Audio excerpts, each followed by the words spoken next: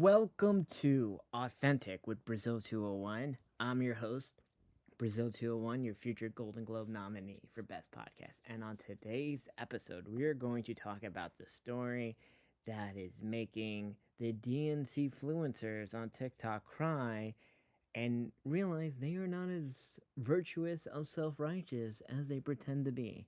Now, you all know I fundamentally hate Taylor Lorenz. Taylor Lorenz is one of three people I fucking hate so much in the world, and I cannot stand. I cannot stand them. I hate Taylor Lorenz. I hate Cameron, whatever the fuck his name is, who works at the Bulwark, and I hate Harry Sison. Okay, for God's sakes, just this week with Taylor Lorenz alone, she had this whole thing because schools all across America are finally banning cell phones in school, and Taylor Lorenz is on this stupid, retarded rant saying it's against their right to freedom and information. Everyone deserves to use their phone in school when this is a 90-10 issue, not even an 80-20 issue.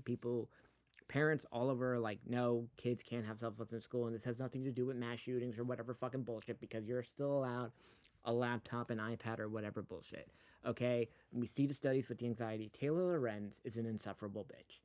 Okay, plain and simple. She still is so paranoid about COVID and thinks everyone has to wear a mask and a bunch of other fucking shit. She is an insufferable bitch. Okay? I can't stand her. But when her reporting is correct, I will give the broken clock, insufferable woman credit where credit is due. Now, on TikTok, the DNCfluencers are just attacking her, but they have no leg to stand on. I have always fucking hated Taylor Lorenz, but when she is right, I will give credit to her when she is right because I actually have fucking credibility when it comes to this. And I think it's funny because I'm gonna read the parts of the article because I didn't know the DNCfluencer thing like this because I kind of want to go into the story a bit. So right after the switch happened in 2024 when Kamala became the nominee, like right because it was so quick, right? It was 3 weeks between the nomination, the bitch boy getting nominated as VP, and then the DNC. I got invited to and I see that Taylor Lorenz is in this group chat, and I don't. These texts in this article are not from this group chat because I was not invited to be one of the paid fucking influencer bullshit. And I think they did two tiers of it. The ones who were gonna get paid, like the ugly fat bitch, the shitty public defender, and the one with the Christy Nome Botox regimen. And by the way, as you can see, I'm not using any fucking names here. You're just allowed to imply yourself who you think these people are, right? But the other thing is that like the DNC wanted a lot of fucking not TikTok influencers of all things. I remember I got a thing invited because like it was funny because they kind of understood their men problem back then. It's like, look, we need straight men, but I'm like I'm controversial. I like to say retard and blah blah blah. But I got sent to the group chat. I never wrote anything in it. I just kind of like to read, and it's best the most annoying stereotypical woke bullshit in this group chat because I'll read some of it right now. Um, they're all like trying to reclaim the flag and they're like my husband is running for US Senate. He's looking for a social. What the fuck is this? I weird nonsense. Anyway, it's a bunch of like self-righteous blue hairs that are in this thing. I obviously never wrote anything in this because I am not this type of fucking person. I never get offered money to pay any of my thoughts. I This entire article sums up why we can never have a Joe Rogan of the left because there is no credibility for like Democrats at all on this. And this is once again kind of goes into the issue of why we're never gonna have a woman or like non straight male candidate for a while because the challenge is always finding ways to fund authentic advocacy without turning political engagement into performance for engagement metrics, right? But when creators need algorithmic success to pay rent, the message inevitably gets shaped by what drives clicks rather than what drives change, right? And look, I agree you should be paying left center creators in good as principle, but the way this contract was structured, it makes it critiquing the system instead of influencing the system. Like I believe it's just a lot of nonsense in this. Like I Like the story of the Dem influencers being paid $8,000 a month to push party talking points and operates like brain rot and robots. Spouting out messaging hurts the Democratic brand badly because the party already has an authenticity problem far worse than Republicans, right?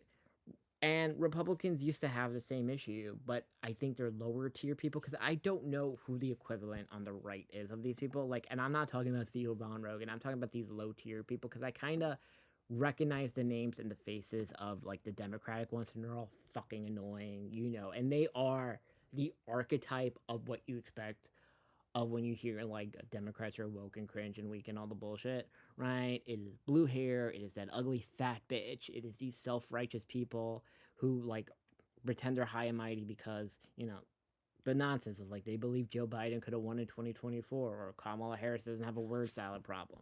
But let's go into the article real quick and then the whole thing. So, apparently, in a private group chat in June, dozens of Democratic political influencers discussed whether to take advantage of an enticing opportunity. They were being offered $8K a month to be part in a secretive program aimed at bolstering Democratic messaging on the internet. The contract was sent to them by a company called Koros, the nonprofit arm of a liberal influencer marketing platform, and it came with some strings. Among other issues, it mandated extensive secrecy about disclosing their payments and had restrictions on what sort of political content the creators could produce. And in this group chat, they said, should we send a joint email or are we just going to send these things separately? Apparently, a non binary creator, okay, asked the group some joked about collective bargaining, and then the shitty public defender who was on fucking Survivor says we're a union just by saying so. Also, legally, that's not true at all. I just want people to understand that as someone who is in multiple unions and does these labor negotiations, that is not true. It's amazing how bad of a fucking lawyer this fucking real lawyer is. Can I just say, I have played a lawyer on television. I have played a district attorney similar to Suits, and I'm almost certain I could win a fucking case against this woman because of how fucking incompetent she is. Okay. But anyway, the influencers in chat collectively had at least 13 million followers across social platforms. They represent some of the most well known voices online in supporting Democrats. And apparently, reading through this contract, it says the vibe I got, wow, they don't feel strong about pushing. Aaron Parnas, is that the fucking who's been called the I don't know who these people are. Is that the fucking Midas Touch white boy that's on Abby Phillips all the time? Apparently, like whatever. He struggled for years. Democrats struggle to work with influencers, and then obviously this all has to do with the Gaza Palestine issue because even there is a divide within this because there is a lot of things with these influencers though who are like Palestine first, Israel shouldn't exist, which is wrong. Then there's the people who are like, there is a genocide, sure. But then there's, the vast majority of people who say we should not fund any foreign country, by the way. Okay? Just let the fucking people kill each other. It is not our problem once we stop funding it. Okay? Whatever happens, happens. Which I believe is the proper way. I don't care about morals or morality or whatever. This is how the world really works, and I do not think people understand that. Okay, once you take the money out of it, funding it, if they still want to fucking kill each other, fucking let them kill each other. Okay, but apparently, after the Democrats lost in November, they faced a reckoning, and it was clear that the party had failed to successfully navigate a new media landscape. Now, Democrats hope their secretive Kronos Creator Incubator program that was funded by a liberal dark money group called the 1630 Fund might tip the scales. Apparently, the program kicked off last month in July, and creators told Wired that the contract stipulated they'd be kicked out and essentially cut off financially if they even acknowledged they were part of the program. Some creators also raised concern about a slew of restricted clauses. Influencers included in the communication about this program, and in some cases an onboarding session, received payments from the 1630 Fund. Include the ugly fat bitch who believes in body positivity, some Playboy executive. I don't know who any of these fucking. Oh, the girl who has the same Botox regimen as Chrissy Nome. What I don't know what the fuck a trans influencer is, and that other annoying chick that went to like USC. God, I really forgot how fucking cringy all this bullshit is. According to the copies of the contract viewed by Wired, that creator signed, the influencer not allowed to disclose a relationship with said company. And wow, Also, they're not allowed to criticize certain politicians, and they're not. Well, if I want to work with, oh, here's this little thing. But ultimately, content us to not to be named. Apparently, a lot of them want to talk to Zoran and a bunch of other shit. So the FEC hasn't complied. Discussed it. A lot of interesting things with this because especially when it comes to Instagram and TikTok and all this, there are already rules in regards if you're being paid to talk about something. Like if I have never been paid by Starbucks or any fucking thing to be like, I love pumpkin spice lattes. I genuinely do fucking love pumpkin spice lattes. But a good analogy is right now, it's though like Paige Despero and Hannah Berman of the Giggly Squad podcast. They have these special once bi weekly episodes that are sponsored by Dunkin' Donuts, right? They're in that Dunkin' Donuts set and the whole thing. And those episodes are specifically tagged at the beginning, like in their podcast log line and the video and everything, that this is a paid sponsorship by Dunkin' Donuts. So it's happened when it pops up on their TikTok, on their Instagram, it says the paid brand marketing thing. And I think it is true that the DNCfluencers need to fucking have the same label whenever they're doing it because there is no authenticity with this bullshit. It's not like, oh, I just really believe in this. Because it seems, looking through the videos of all the people on this fucking list, they all clearly are in some group chat and do the same talking points at the same time, and it's not authentic at all. While the normal fucking people were like Epstein was a thing for a while, were like the Flagrant Boys and Theo and Rogan were all going on the thing, and they were all talking about it in different ways. Whereas, like, the cringy woke DNCfluencers are all talking about it in such a specific way that's making sure no one is triggered and all of this nonsense. I can't believe people were paid $8,000 a month to fucking do this, and I find it amazing that like the list of people, because I don't know who's in charge of this, but this is my issue because I do fucking hate Taylor Lorenz, but good job on her for fucking reporting. But the ugly fat bitch, right? Who is disgusting to fucking look like and looks like a humanoid version of fucking Miss Piggy. Like was paid $8,000 a month, but that bitch can't get Ozempic or Majarno or whatever. Like, what the fuck are you doing with this $8,000 a month nonsense? And then we have, the Botox, version of Christy No, who, by the way, blocked me on TikTok because after this article came out, I began texting some of them 8K a month payments, right? And she just blocked me. Then there's obviously Harry Sison, who's the most annoying fucking thing created in a DNC lab to just do DNC talking points because that man is is fucking annoying. And I don't know who this Aaron Papa is. That I think is that guy the fucking white boy that is on Abby Phillips all the time. That's like so annoying.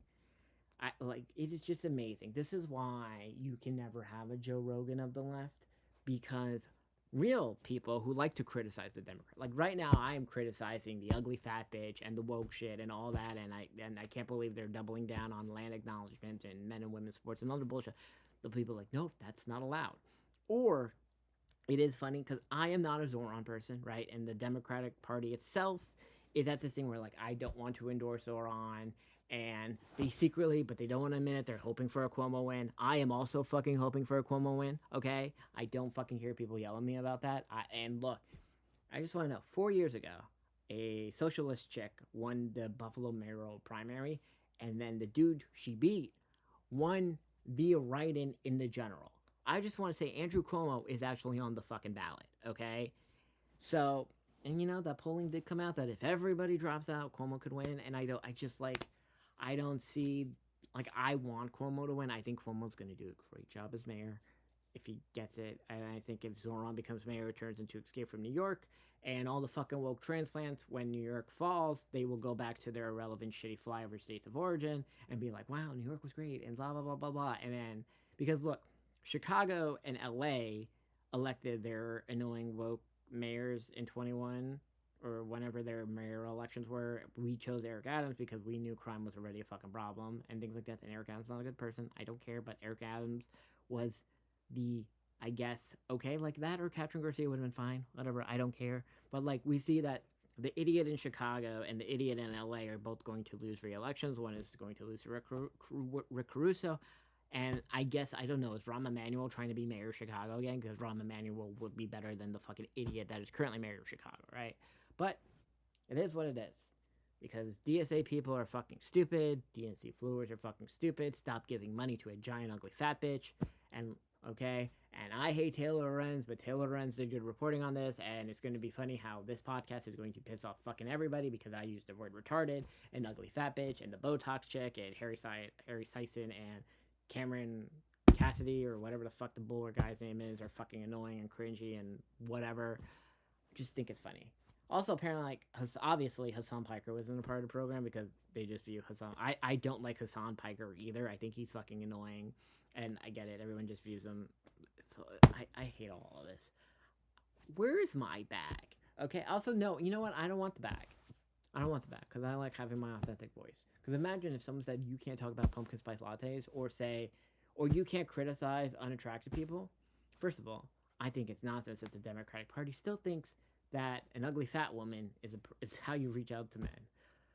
Oh god, but you know what? This is what happens when you let the Pod Save losers run everything. I fucking hate John Lovett as well. Anyway, this has been another episode of Authentic Wit Brazil 201. I also just took some Ozempic because remember, body positivity is for the poorest.